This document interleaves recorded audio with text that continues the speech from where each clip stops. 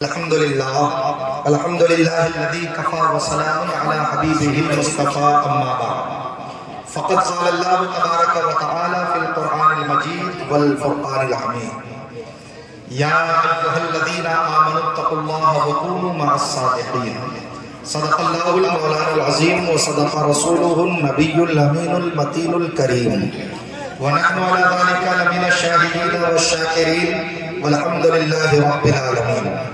یا خدا از بحر جناب مصطفیٰ امداد کن، یا رسول اللہ از بحر خدا امداد کن، یا شہید کربلا یا دافع کرب و بلا، گل رخا شہزادہ گلگو قبا امداد کن، قادری یم نارے یا غوث اعظم می زنم، دمز شیخ احمد رضا خان قطب عالم می زنم، بگرداب بلا افتاد کشتی ضعیفان شکستارا تو پشتی، بحق خواجہ عثمان ہارون مدد کن یا معین الدین چشتی۔ آئیے سب سے پہلے ہم اور آپ مل کر انتہائی ادب و احترام کے ساتھ گنبد خضرا میں آرام فرمانے والے آقا سرور دو جہاں فخر رسولہ سید الکونین جناب محمد رسول اللہ صلی اللہ علیہ وسلم کی بارگاہ میں غلامانہ عاشقانہ محبتانہ ملتجیانہ ایمان دارانہ انداز میں درود پاک پڑھیں۔ اللہم صلی علی سیدنا شفیعنا مولانا محمد بارک وسلم، صلاۃ و سلام علیکہ یا رسول اللہ، صلاۃ و سلام علیکہ یا حبیب اللہ صلی اللہ تعالی علیہ وسلم۔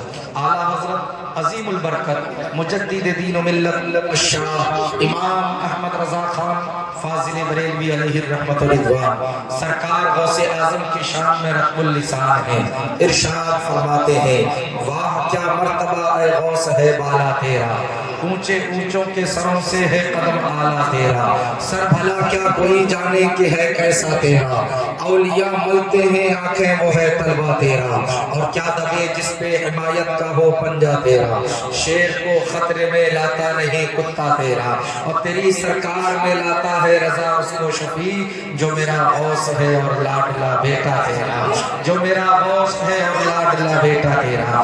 عزیزان محترم، آج کا یہ جلسہ جس میں ہم اور آپ شرکت کی سعادت حاصل کر رہے ہیں، میں دعا کرتا ہوں مولا اس جلسے کو اپنی بارگاہ میں قبول فرمائے، اور پروردگار میری زبان پر حق جاری فرمائے، اور آپ سب کو حق سننے حق پر عمل کرنے کی توفیق عطا فرمائے۔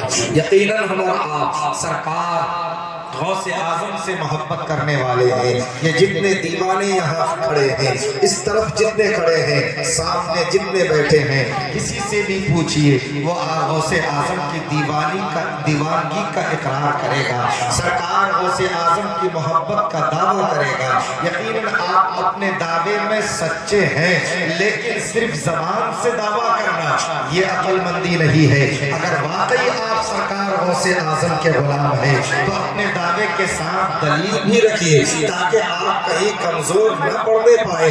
جو بریلی کا ہوتا ہے وہ صرف دعویٰ ہی نہیں کرتا بلکہ اپنے ساتھ دلیل لے کر چلتا ہے، کیونکہ بریلی کی دلیلیں ایسی ہوتی ہے کہ الحمدللہ پوری دنیا ایک طرف ہو جائے لیکن بریلی کے دلیلوں کو کوئی نہ آج تک رد کر سکا ہے، نہ کوئی رد کر سکتا ہے، نہ کسی میں اتنی جرت ہے کہ بریلی سے جو دلیل دی جاتی ہے اس دلیل کو کوئی رد کر دے۔ الحمدللہ یہ بریلی کی شان ہے۔ تو دیوانوں تم غوث اعظم کی محبت میں بیٹھے ہو، دلیل تو ہونی چاہیے ہمارے پاس، ہونی چاہیے کہ نہیں بتائیے، ہونی چاہیے نا۔ تو غوث اعظم کی محبت کی دلیل کیا ہے؟ کہ صرف جلسہ کر لینا؟ تو آپ کسی بھی عالم دین سے پوچھئے کہ ہم سال میں ایک بار غوث اعظم کے نام پر جلسہ کرتے ہیں، کیا یہ محبت نہیں ہے؟ وہ عالم کہے گا ہاں یہ محبت تو ہے کہ آپ غوث پاک کے نام کی محفل سجاتے ہیں، غوث پاک کے نام پر آپ خرچ کرتے ہیں، غوث پاک کے نام پر آپ لنگر لٹاتے ہیں، لیکن صرف غوث پاک کے نام پر جلسہ کر لینا اور پھر دن رات سوتے رہنا اور پھر کسی طرف توجہ نہ دینا، یہ مکمل غلامی نہیں ہے۔ آپ غلام ہیں، آپ کی غلامی کا مجھے ذرا برابر بھی شبہ نہیں ہے، آپ کی غلامی پر میں مشتمائی نہیں کر سکتا، لیکن اتنا ضرور کہنا چاہوں گا کہ اگر آپ غلام ہو تو سچے غلام بنو۔ اگر آپ کو اللہ نے غلامی کی دولت عطا فرمائی ہے تو ایسے غلام بنو کہ جب آپ چلو تو غوث اعظم کا کردار چلے، جب آپ بولو تو غوث اعظم کا کردار بولے، جب آپ دیکھو تو غوث اعظم کا کردار دیکھے، جب آپ سوچو تو غوث اعظم کی طرح آپ کی سوچ ہو۔ سنیوں، اللہ کا فضل و احسان ہے کہ اللہ رب العزت نے ہمیں سنی صحیح العقیدہ بنایا، اور اللہ رب العزت نے ہمارے دلوں میں سرکار غوث اعظم کی محبت ڈالی ہے۔ ہم اور آپ غوث اعظم سے سچی محبت کرنے والے، اور شہر بھی الحمدللہ ہمیں کوئی اور نہیں بلکہ سرکار غوث اعظم سے والہانہ محبت کرنے والی شخصیت، جن کو دنیا اعلیٰ حضرت کے نام سے جانتی ہے، اللہ نے ہمیں وہ شہر عطا فرمایا ہے جو اعلیٰ حضرت بارگاہ وصیت مآب میں فرماتے ہیں کہ یا غوث اعظم تجھ سے در، اور در سے سگ، اور سگ سے ہے دیکھیں یہ غلامی کا انداز دیکھیں، سبحان اللہ سبحان اللہ، تجھ سے در، در سے سگ، اور سگ سے ہے مجھ کو نسبت، میری گردن میں بھی رہے دور کا ڈورا تیرا، اور پوری زمانے کو پیغام دے رہے آیا کہ اس نشانی کے جو سگ ہے نہیں مارے جاتے، حشر تک میرے گلے میں بھی رہے پٹا تیرا، حشر تک میرے گلے میں بھی رہے پٹا تیرا۔ کیا مطلب پٹا گلے غوث اعظم کا؟ کیا مطلب غوث اعظم کا پٹا حشر تک؟ یہ اعلیٰ حضرت دعا مانگ رہے ہیں، رب سبحان اللہ سبحان اللہ، مولا ہم نے بارگاہ غوثیت کا پٹا اپنے گلے میں ڈالا ہے، غوث اعظم کی غلامی کا پٹا اپنے گلے میں ڈالا ہے، مولا حشر تک یہ پٹا قائم رہے احمد رضا کے گلے میں، اور احمد رضا کی زبان کھلے تو یقیناً سرکار غوث اعظم کی محبت میں کھلے، اور سرکار غوث اعظم سے ذرہ برابر بھی، سرکار غوث اعظم کی تعلیمات سے ذرہ برابر بھی احمد رضا اپنے قدم کو کبھی پیچھے نہ ہٹائے، احمد رضا کا کردار غوث اعظم کے کردار کی مثل ہو جائے۔ تو اعلیٰ حضرت نے دنیا سنیت کو پیغام دیا کہ سنیوں وہ غلامی اختیار کرو، کیونکہ غوث اعظم کی غلامی دنیا اور آخرت کی بھلائی کی ضمانت ہے۔ سبحان اللہ سبحان اللہ، غوث اعظم خود فرماتے ہیں کہ جو مجھ سے محبت کرتا ہے اللہ اس وقت تک اس کو موت نہیں دے گا جب تک کہ اللہ اسے توبہ کی توفیق نہ دے دے۔ سبحان اللہ سبحان اللہ، محبت ہے جو غوث اعظم سے محبت کرے گا اسے موت اس وقت تک نہیں آئے گی جب تک اللہ اسے توبہ کی توفیق نہ دے دے۔ توبہ کی توفیق ضرور ہوگی غوث اعظم کی محبت میں، لیکن پیارے محبت میں مزہ تو جب ہے کہ آپ اپنی جوانی میں غوث اعظم سے محبت کرو تو کردار غوث اعظم کا اپناؤ۔ غوث اعظم کو دیکھو، وہ بھی کسی ماں کے پیٹ سے جنم لینے والی شخصیت ہے۔ اللہ اکبر، غوث اعظم جو تمام ولیوں کے سردار ہیں۔ اللہ اللہ، آپ کے خاندان کا جائزہ لو، آپ کے والد محترم حضرت شیخ ابو صالح، اللہ اکبر، آپ کے نانا حضرت عبداللہ سومری، آپ کی ماں ام الخیر فاطمہ، پورے خاندان کا جائزہ لیجئے تو قسم خدا کی سب کے سب اپنے وقت کے ولی کامل نظر آتے ہیں، اور خاندان کے حالات کا جائزہ لیجئے تو غوث اعظم کے والد جوانی کے عالم میں ہے۔ اللہ اکبر، جوانوں تم سنو، غور کرنا، جوان ہے غوث اعظم کے والد حضرت شیخ ابو صالح، ابھی شادی نہیں ہوئی ہے مگر جوانی میں عبادت کا یہ عالم ہے کہ جہاں نماز کا وقت ہوا وہیں مصلی بچھا دے۔ سبحان اللہ سبحان اللہ، عبادت کا عالم ہے، جہاں نماز کا وقت ہوا ذرا برابر بھی تاخیر نہیں وہیں مصلی بچھا لیے۔ اور آپ نے تو سنا ہے نا کہ دریا کے کنارے مصلی بچھا کے نماز پڑھ رہے ہیں۔ اللہ اکبر، تو دیوانو، غوث اعظم کے والد کا کردار تمہیں یہ پیغام دے رہا ہے کہ مومنوں جہاں بھی رہو وہی مصلی بچھاؤ، وقت نماز کو ضائع نہ کرو، نماز کا وقت ہو جائے تم اسے فضول باتوں میں گنوانا مت کرو، وقت نماز ہو جائے تم گپوں میں اس وقت کو برباد نہ کرو، نماز کا وقت ہو جائے جماعت میں شامل ہو سکو تو مسجد میں جاؤ، امام صاحب کی اقتداء میں پڑھو، اور اگر مسجد قریب میں نہیں ہے جہاں ہو وہیں پر مصلی بچھاؤ،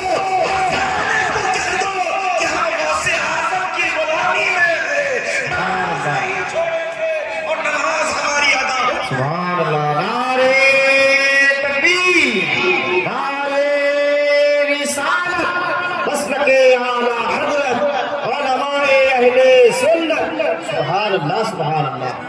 غوث غوث اعظم کے والد کے طرف سے یہ پیغام ہے، مسلح دریا کے کنارے بچھایا۔ اللہ اکبر، آپ کو معلوم ہے بارہا آپ نے یہ واقعہ سنا ہے، واقعہ سنانا مقصد نہیں، صرف بتانا مقصد یہ ہے کہ غوث اعظم کے والد میں کتنا تقویٰ تھا۔ نماز ایک وقت کی قضا نہیں ہے، اللہ اکبر، چل رہے ہیں پھر رہے ہیں، گھر سے نکلتے تھے یہی سوچ کر کہ جو بھی راہ خدا سے بھٹکا ہوا ملے گا میں اسے ہدایت کی راہ دکھاؤں گا۔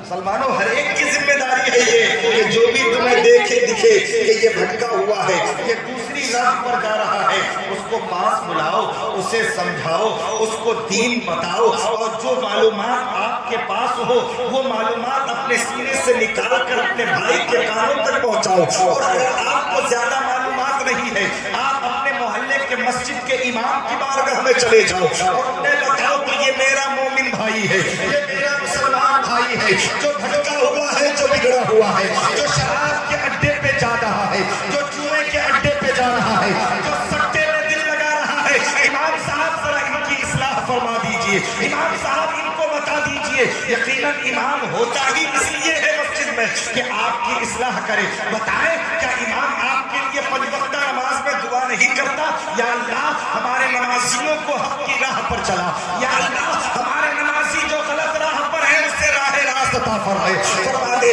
مولا جو جماری ہے اسے جمعہ سے توبہ کرنے کی توفیق دے، یا اللہ جو سٹے میں ملوث ہے اسے اس فعل قبیح سے پروردگار توبہ کرنے کی توفیق دے دے۔ کیا امام دعا نہیں کرتا؟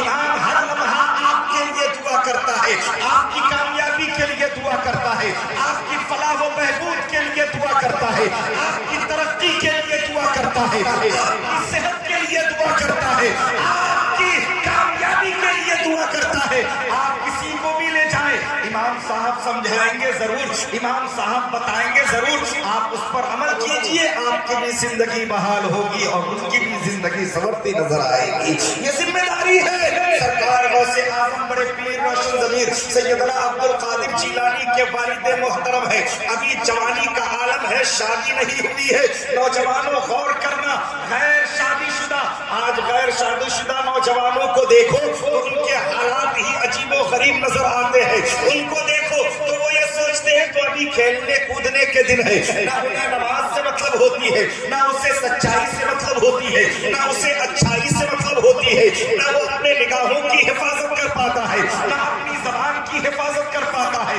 نہ اپنے طور طریقوں کو درست کر پاتا ہے۔ جوانوں، تم جلسے غوث الورا میں آئے ہو، نسل کے اعلیٰ حضرت کانفرنس میں آئے ہو، کان کھول کر سن لو، اگر تم جوانی کے نشے میں ہو تو یاد رکھو یہ جوانی ہر دن کے لیے نہیں ہے، اگر تم طاقت کے غرور میں ہو تو یاد رکھو یہ طاقت ہمیشہ رہنے والی نہیں ہے، اگر تم دولت کے گھمنڈ میں ہو تو یاد رکھنا یہ دولت ہمیشہ تیرے پاس رہنے والی نہیں ہے، اگر تم عزت و شوکت کے شان میں ہو تو یاد رکھنا یہ عزت و شوکت آنے جانے والی ہے، اس پر کبھی گھمنڈ مت کرنا، اللہ سے ڈرو۔ اگر اللہ نے جوانی جیسی نعمت عطا فرمائی ہے تو جوانی کا فائدہ اٹھاؤ اور جوانی میں اللہ اس کے رسول کی رضا حاصل کرو، پھر دیکھو تمہارے اندر کتنا انقلاب آتا ہے۔ سبحان اللہ، سبحان اللہ، ماشاء پھر اللہ۔ دیکھو تمہارے اندر کتنا انقلاب آتا ہے۔ جوانی کی عبادت میں لذت ہے، جوانی کی عبادت میں چاشنی ہے، جوانی کی عبادت میں مزہ ہے، جوانی کی عبادت میں یقیناً حسن ہے۔ آپ جوانی میں عبادت کرو گے کیونکہ دل جوان ہوتا ہے، نظریں جوان ہوتی ہے، سوچ جوان ہوتی ہے، جسم میں طاقت ہوتی ہے، نہ رکوع میں پریشانی آئے گی، نہ سجدے میں پریشانی آئے گی، نہ قیام کی حالت میں آپ کو دقت ہوگی، آپ کی زبان بھی نہیں لڑکھائے گی۔ لیکن آج عجیب و غریب ماحول بنا ہوا ہے، جوانی کھیل بچپن تو کھیل کود میں گزار دیے اور جب جوانی آئی تو لاہو لہو میں گزر گیا، ادھر ادھر فالتو گھومنے پھرنے میں ہم گزار دیتے ہیں، آپس میں بیٹھ کر وقت کو ضائع کر دیتے ہیں۔ جوانوں، اپنے وقت کو ضائع مت کرو، آپ دیکھتے رہے ہو حال ہی میں کیا کیا سے کیا ہو جا رہا ہے، کتنی جوان میتیں آپ نے اپنے کندھے پر اٹھائی ہوں گی، کتنی جوان لاشوں کو لے کر آپ نے قبرستان پہنچایا ہوگا اور منو مٹی کے اندر انہیں دفن کر دیا ہوگا۔ کیا تم نے کبھی یہ سوچا کہ آج ایک جوان کی لاش کو میں کندھے پر اٹھا رہا ہوں تو کل مجھے بھی کوئی اٹھا کر قبرستان پہنچا دے گا؟ اس سے پہلے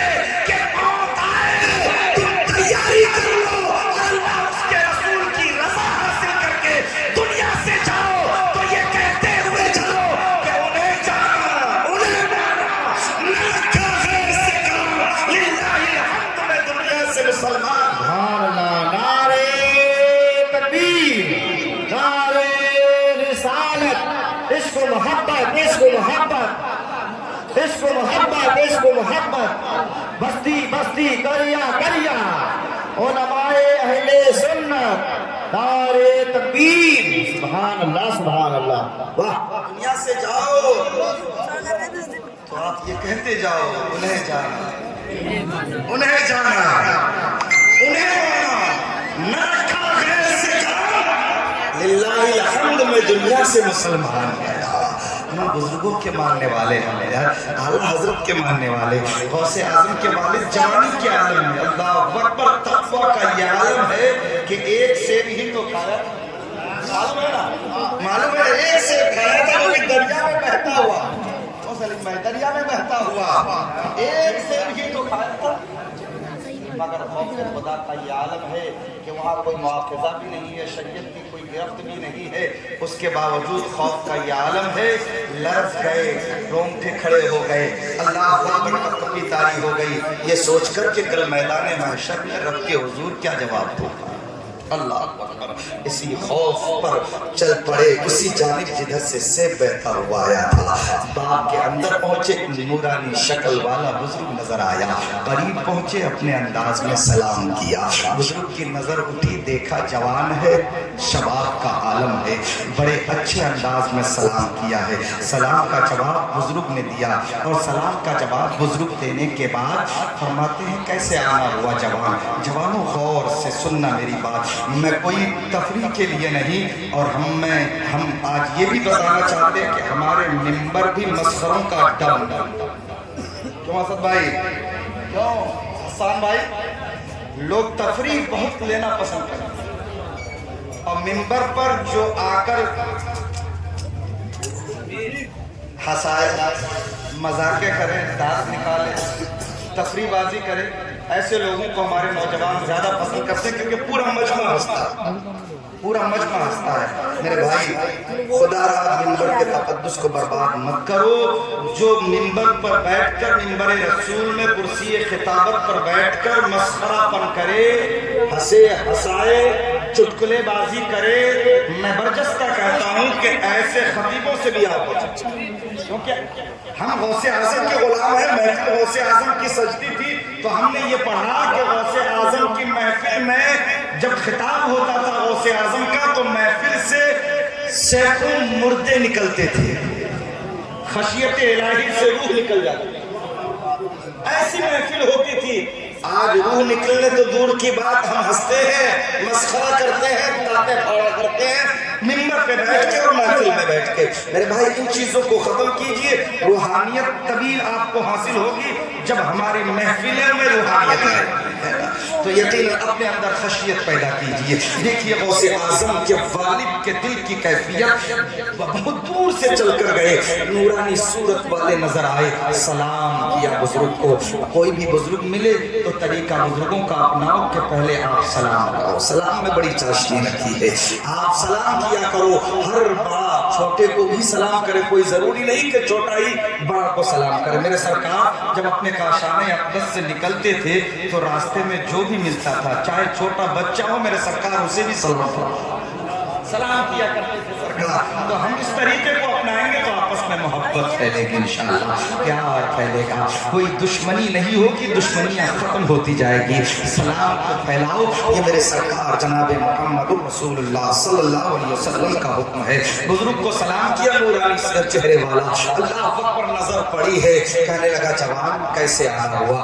हुजूर बहुत दूर से चल के आया हूँ, माफ कर दीजिएगा। किस बात की माफी चाहिए? कहा आपके बाप का एक सेब खाया है गालिबन मैंने। कहा अभी अभी तो आप बाग के अंदर दाखिल हुए, कब खाया, कब पेड़ के करीब पहुंचे? कहा हुजूर तोड़ कर नहीं खाया, दरिया में बहता हुआ था, वो मैंने उठा कर खाया है। वक्त पर बुजुर्ग के लबों पर मुस्कुराहट आ गई, क्योंकि दिल ही दिल में वो ये सोच रहे थे कि या अल्लाह आज तूने मेरी दुआ कबूल कर ली। अल्लाह अकबर, बाप की दुआ कबूल हुई है। समझ गए कि मेरी दुआ का असर है कि ये नौजवान जो मेरे बाग से बहकर से गया था, उसको खाने के बाद माफी मांगने आया है कि इसके तकवे का आलम क्या होगा। आज हमारी हालत है कि दूसरों का माल हमें मिल जाए तो हम डकार तक नहीं लेते। एक सेब क्या पूरी क्रेट आ जाए तो पता भी चलने नहीं देंगे, हजम हो जाएगा वो। ये हालत है हमारी। हम किसी का लेते हैं तो देने का بےایمانی آ گئی ہے آج ہماری نیتوں میں، اتنی خرابی آ گئی ہے آج ہماری نیتوں میں. یہی وجہ ہے کہ آج ہمیں برکتیں نہیں مل پا رہی ہے، یہی وجہ ہے کہ آج ہم ترقی نہیں کر پا رہے ہیں، یہی وجہ ہے کہ آج ہم رسوا و ذلیل ہو رہے ہیں. آج ہم اپنی پریشانی سے پریشان نہیں، بلکہ ہماری حالت تو یہ ہے کہ دوسروں کی خوشحالی سے زیادہ ہم اپنی پریشانی سے پریشان کم ہے، دوسروں کی خوشحالی سے زیادہ پریشان ہو رہے ہیں. آج ہماری یہ حالت ہو گئی ہے. میرے بھائی اپنے طریقے کو بدلو، اپنی سوچ کو بدلو، اپنے طور طریقوں میں بدلاؤ پیدا کرو. تم مسلمان ہو، ایمان والے ہو، تم نبی کے غلام ہو، بزرگوں کے ماننے والے ہو، تمہارے اندر طریقہ بزرگوں کا ہونا چاہیے. حضرت عبداللہ سعودی کی نظر بڑی جوان ہے، انفعال شباب کا عالم ہے. اللہ اکبر، دن ہی دن میں رب کا شکر ادا کر رہے ہیں. میرے مولا آج تم نے میری دعا قبول کر لی. اب نوجوان کا امتحان شروع ہوا. نوجوان معاف تو کر دوں گا، باغ میں باغبانی کرنا ہے. نوجوان نے کہا منظور ہے، باغبانی ہوتی رہی. اللہ اکبر. اب آپ سنتے چلو حضرت عبداللہ سعودی کی دعا کون سی تھی، وہ دعا قبول کون سی ہوئی تھی. اللہ اکبر. آپ ہیں، ہم ہیں، اللہ نے ہمیں اور آپ کو بیٹی عطا فرمایا ہے. اللہ سب کی بیٹیوں کے نصیب کو اچھا کر دے، اور اللہ ہماری بیٹیوں کو صحیح طریقہ عطا فرما دے. آج جو حالات چل رہے ہیں بہت خراب حالات ہیں. میں ذرا اس پر بھی روشنی ڈالتے ہوئے چلو. حضرت عبداللہ سومری ہر وقت دعا مانگتے تھے، میرے مولا، میرے معبود، تو نے بیٹی عطا فرمائی ہے پروردگار، اور بیٹی بھی ایسی سبحان اللہ جس کا نام ام الخیر فاطمہ ہے. اللہ اکبر. میرے مولا، تو نے بیٹی جیسی نعمت دی، میں نے ام الخیر فاطمہ نام رکھا. اے میرے پروردگار، اس فاطمہ کی تمام تر خاصیتیں، تمام تر ادائیں میں اپنی بچی کے اندر دیکھ رہا ہوں. میرے مولا، تو نے مجھے بیٹی دی، بیٹی تہجد گزار ہے. پروردگار، تو نے مجھے بیٹی دی، بیٹی قرآن کی تلاوت کرنے والی ہے. مولا، تو نے مجھے بیٹی دی، بیٹی نوافل بھی کثرت سے پڑھا کرتی ہے. تو نے مجھے بیٹی دی، بیٹی ہر وقت زبان پر نعت نبی گنگناتی ہے. بیٹی کی زبان پر درود پاک مصطفیٰ ہے. مولا، مکمل شریعت کی پابند ہے میری بیٹی. اے میرے پروردگار، میں اپنی بیٹی کو دیکھتا ہوں تو آنکھیں ٹھنڈی ہو جاتی ہے. یقیناً ہر باپ جس کی بیٹی ایسی اداؤں کی مالک ہو، جس کی بیٹی پنج وقتہ نماز کی پابند ہو، باپ کی آنکھیں کیوں نہیں ٹھنڈی ہوگی. جس کی بیٹی تہجد پڑھ رہی ہو، باپ کا کلیجہ کیوں نہیں ٹھنڈا ہوگا. جس کی بیٹی ہر وقت زبان پر درود پاک مصطفیٰ سجائے رکھے، تو یقیناً باپ کی آنکھیں کیوں نہیں ٹھنڈی ہوگی. باپ کی روح خوش ہو جاتی ہے جب بیٹیاں اس انداز میں زندگی گزارتی ہے کہ بیٹی قرآن پڑھتی رہے، بیٹی نماز کی پابند رہے، بیٹی تہجد میں بھی اٹھے، بیٹی نوافل بھی کثرت سے پڑھا کرے، بیٹی کی زبان پر درود پاک مصطفیٰ ہو، اور بیٹی شریعت مصطفیٰ کا پابند ہو، بیٹی پردہ کرنے والی ہو. گھر سے نکلے تو چہرے پر نقاب ڈال کر نکلے، کبھی بے پردہ کسی کے سامنے نہ آئے. تو قسم خدا کی ہر باپ کا دل ٹھنڈا ہوتا ہے اور رب کی بارگاہ میں ہاتھ اٹھتا ہے اور وہ آپ دعا مانگتا ہے، مولا، تو نے مجھے بیٹی دی ہے تو میری بیٹی کنیز فاطمہ بن کر زندگی گزار. سبحان اللہ، سبحان اللہ، ماشاء اللہ. اگر تو بیٹی دے تو ایسی دے جن کا کردار فاطمہ جیسا. افسوس ہے بیٹیوں کا حال دیکھ کر رونا آتا ہے، بہنوں کا حال دیکھ کر بڑا افسوس ہوتا ہے. جب میں کوئی فنکشن یا کسی دعوت میں جاتا ہوں تو اور زیادہ شرم آتی ہے اور مجھے بڑا افسوس ہوتا ہے کہ یہ ہماری مسلم قوم، یہ ہماری بیٹیاں. اللہ اکبر. ایک جنگ کے موقع پر سرکار کی بارگاہ میں دشمنوں کی طرف سے ایک بچی گرفتار ہو کر آئی تھی جو بادشاہ کی بیٹی تھی. جب سرکار کے پاس لایا گیا، اس کے سر پر دوپٹہ نہیں تھا. نظر پڑی میرے سرکار کی تو آقا اٹھ کر کھڑے ہو گئے، اپنی نورانی چادر اٹھا کر اس بیٹی کے سر پر. اب میں آپ سے پوچھنا چاہتا ہوں، وہ بادشاہ کی بیٹی تھی، وہ شہزادی تھی، بول پڑی کہ آپ ہے جس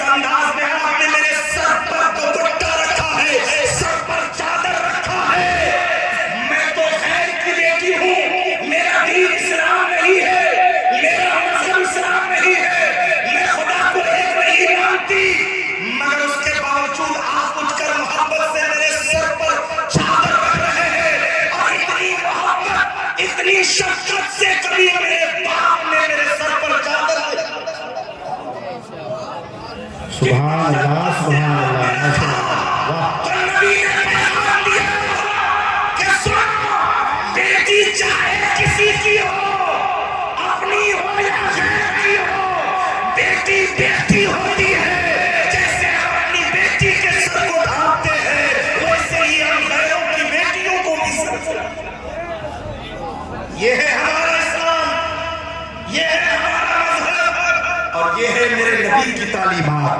آج ہماری بیٹیوں کا کیا حال ہے؟ اللہ اکبر، حال ایسا بے حال ہے کہ شیطان کو بھی شرم آ جائے. پیارے اپنی بچیوں کے حالات کو درست کرنے کی کوشش کرو، اپنے بچیوں کے تعلق سے سنجیدہ ہو جاؤ، اپنے بچیوں کو بے پردہ نہ نکلنے دو. اللہ اکبر. ادھر باپ نے اپنی بچی کے حق میں دعا کی تھی، مولا میری بچی نیک ہے، اس نیک بچی کے لیے کوئی نیک خاوند کا انتظام فرما دے. اللہ اکبر. جب بچیاں نیک ہوتی ہے تو باپ یہی دعا مانگتا ہے، مولا جیسے نمازی میری بچی ہے ویسے ہی کوئی نمازی داماد بھی ہمیں عطا کر دے، کوئی پکا سچا انسان ہمیں عطا کر دے. بچیوں کا کردار جیسا ہوگا ویسا ہی اس کو شریک حیات بھی ملے گا، کیونکہ یہ قرآن کا قانون ہے. پیارے الخبیثات للخبیثین والخبیثون للخبیثات والطیبات للطیبین والطیبون للطیبات. یاد رکھو جو خبیث ہوتا ہے اس کے پردے میں خبیث بھی آتے ہیں. لوگ جو لاجا شکایتیں لے کے پہنچتے ہیں کہ بہت بدتمیز ہے. ارے تم اپنی بدتمیزوں کو دیکھو. شکایتیں لے کے پہنچتے، مولانا صاحب کوئی تعویذ دے دیجیے، جب سے شادی کیا وہ زندگی خراب ہو گئی ہے. میں نے کہا کیا ہوا؟ کہا بات مانتی نہیں ہے، بدتمیزی کرتی ہے، ہر وقت زبان درازی کرتی رہتی ہے، نہ جانے کیا آؤل فول بکتی رہتی ہے. میں تو سیدھی سادی بات کہتا ہوں قرآن کے حکم کے مطابق کہ میرے بھائی میں سیدھی بات کرتا ہوں، اگر تم اپنے حالات کو سدھار لے تو اللہ کا وعدہ ہے تم طیب و طاہر ہوتے تو اللہ تمہیں طیب و طاہر عطا فرما دے. اگر تم پاک ہوتے تو اللہ تمہیں پاکیزہ خاتون دیتا. تم اپنے دامن میں جھانکو، اگر تم برے ہو تو یاد رکھو تمہارے پلوں سے بننے والی بھی نہیں ہے. اگر چاہتے ہو کہ گھر سکون میں آ جائے، چاہتے ہو کہ گھر امن و سکون کا گہوارہ بن جائے، چاہتے ہو کہ گھر جنت نمونہ بن جائے، تو اپنے آپ کو دیکھو، اپنی بدکاریوں کو اپنے سے دور کرو، اللہ کا فرما بردار بن جاؤ، نبی کا وفادار بن جاؤ. اللہ تمہاری عورتوں کو تمہارا فرما بردار، تمہارا گھر سکون میں ہوگا، چین میں ہوگا. باپ نے دعا کی تھی، مولا میری بچی کے لیے ایسا ہی خاوند عطا کر دے. دعا قبول ہوئی اور حضرت ابو صالح باغ میں آ گئے. 12 سال تک نوکری کی اور اس کے بعد پھر جب شرط رکھی گئی کہ میری بچی کے ساتھ نکاح کرنا ہے، اللہ اکبر، خشیت الہی کا یہ عالم تھا کہ جو شرطیں پیش کی وہ دیکھتے ہوئے بھی قبول کرنی کہ مجھے منظور ہے، بس آپ معاف کر دی، مجھے منظور ہے. یہ تقوی کا عالم تھا.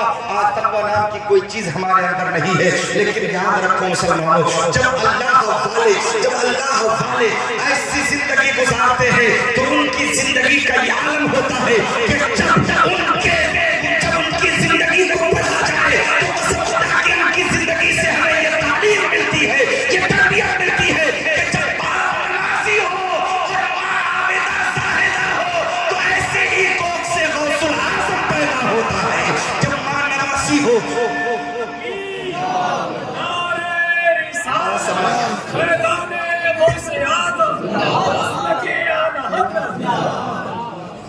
ماشاءاللہ. حضرات تو میں یہ صرف پیغام یہ دینا چاہتا ہوں غوث اعظم کی محفل میں کہ دیوانوں اپنی غلط روش کو بدلو. جو طریقے ہمارے اندر غلط آ چکے ہیں اس میں تبدیلی لانا، جو طور طریقے ہم نے اختیار کیا ہے نا اس کو ختم کرنا ہوگا. کریں گے انشاءاللہ؟ زور سے بولے. دیکھیے پوری تقریر میں نے آپ سے ایک بار بھی نہیں کہا، لیکن اب کہہ رہا ہوں سبحان اللہ سبحان اللہ. وعدہ لینا چاہ رہا ہوں صرف اس لیے کہ آپ عمل کرو گے تو انشاءاللہ زندگی میں انقلاب آئے گا. عمل سے زندگی بنتی ہے، جنت بھی جہنم بھی. یہ خاکی اپنی فطرت میں نہ نوری ہے نہ ناری ہے. سبحان اللہ. میرا مکمل ہو چکا ہے. اسد بھائی کے انتظار میں آپ سب کھڑے کھڑے تھک رہے ہیں، لیکن پہلے ہی مصرے میں انشاءاللہ تھکن دور ہو جائے گی. بالکل تھکن دور ہوگی، مجھے یقین ہے. اور میں بالکل ختم کر رہا ہوں. آخری بات کہ ہم سب نبی سے محبت کرنے والے ہیں نا. آج نبی کے شان میں کتنی بدتمیزیاں ہو رہی ہے کہ نہیں ہو رہی؟ سوشل میڈیا سے ہر کوئی واقف ہے جو کوئی جسے دیکھو نبی کی شان میں بھوکتا نظر آ رہا ہے. اللہ اکبر. کیا ہمیں تکلیف نہیں پہنچتی؟ دیوانوں بتاؤ کیا تکلیف نہیں ہو رہی ہے؟ نبی کے شان میں بھوکا جا رہا ہے. کیا دیوانوں کو تکلیف نہیں ہوتی ہے؟ نبی کے شان اقدس کو بحال کرنے کی ناپاک کوشش کی جا رہی ہے. کیا تمہیں تکلیف نہیں ہو رہی ہے؟ اللہ اکبر. وہ نبی جس کے صدقے میں ہمیں سب کچھ ملا. اعلیٰ حضرت فرماتے ہیں وہ جو نہ تھے تو کچھ نہ تھا، وہ جو نہ ہو تو کچھ نہ